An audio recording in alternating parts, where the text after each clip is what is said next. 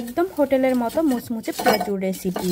হোটেলে কিভাবে পেঁয়াজু এতটা মুচমুচে হয় আর সারাদিন এরকম মুচমুচে থাকে তারই টিপস সহ আজকের ভিডিওটা।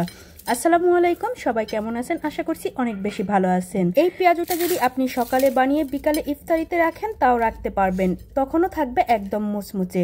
আশা করছি আমার ভিডিওটি শুরু থেকে শেষ পর্যন্ত দেখবেন।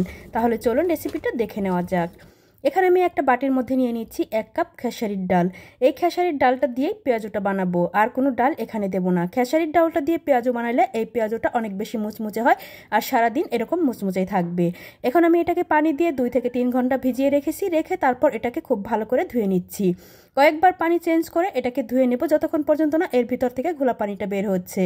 ডালগুলো আমার ধুয়ে নেওয়া হয়ে গেছে। এখন আমি একটা ব্লেন্ডারে নিয়ে আধ ভাঙা করে এগুলোকে ব্লেন্ড করে নেব। আমি ব্লেন্ডারের জারের মধ্যে নিয়ে নিচ্ছি। আপনারা চাইলে শিলপাটাও বেটে নিতে পারেন, কিন্তু খেয়াল রাখবেন যেন একদম মিহি না হয়ে যায়, একটু আধ ভাঙা রাখবেন। দেখতেই পাচ্ছেন এখানে কিন্তু আমার ডাউল কিছুটা আস্তে আস্তেও দেখা যাচ্ছে। এর ফলে এই পেঁয়াজুটা আরও অনেক বেশি মুচমুচে হবে। যেই কাপ দিয়ে আমি ডাউল নিয়েছিলাম সেই কাপেরই 1 কাপ দিয়ে দিচ্ছি পেঁয়াজ কুচি, দিয়ে দিচ্ছি 3-4টা কাঁচামরিচ কুচি, দিয়ে দিচ্ছি ধনিয়া পাতা কুচি, এটা আপনাদের স্বাদ মতো দিয়ে দেবেন। আর তারপর দিয়ে দিলাম 1/2 টেবিল চামচ হলুদের গুঁড়া, 1/2 টেবিল চামচ মরিচের গুঁড়া, 1/2 টেবিল চামচ ধনিয়া গুঁড়া, 1/2 টেবিল চামচ জিরা গুঁড়া, স্বাদ মতো লবণ। তারপর দিয়ে দিচ্ছি 1/2 টেবিল চামচ আদা রসুন বাটা দিয়ে তারপর সবগুলোকে খুব ভালো করে মিশিয়ে নিচ্ছি। আর আপনাদের হাতের কাছে যদি ধনিয়া পাতা না থাকে এটা স্কিপ করতে পারেন, এতে কোনো সমস্যা নেই। এখন আমি একটা একটা করে এভাবে পেঁয়াজুর শেপ দিয়ে দেব। আপনারা যে কোনোভাবে দিয়ে দিতে পারেন, একটু লম্বা করে কিংবা গোল করে দিয়ে দিতে পারেন। এরপর আমি এখানে তেল গরম করে নিয়েছি একটা ফ্রাইং প্যানে।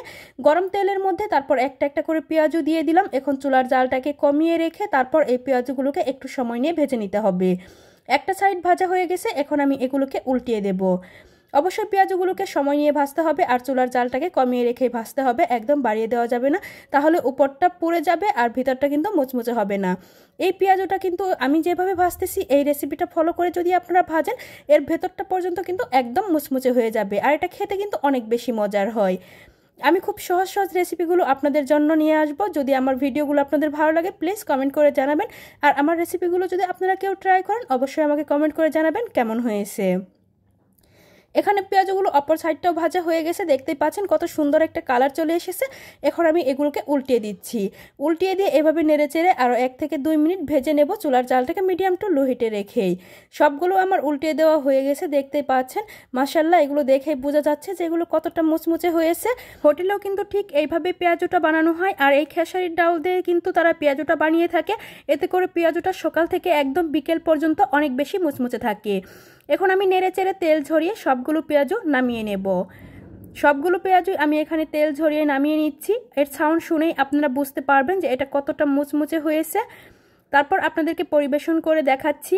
আমার এই ভিডিওটি যদি আপনারা ফেসবুক পেজ থেকে দেখে থাকেন তাহলে প্লিজ আমার পেজটা ফলো দিয়ে রাখবেন, আর যদি আমার ইউটিউব চ্যানেল থেকে দেখে থাকেন তাহলে প্লিজ আমার চ্যানেলটা সাবস্ক্রাইব করে দেবেন।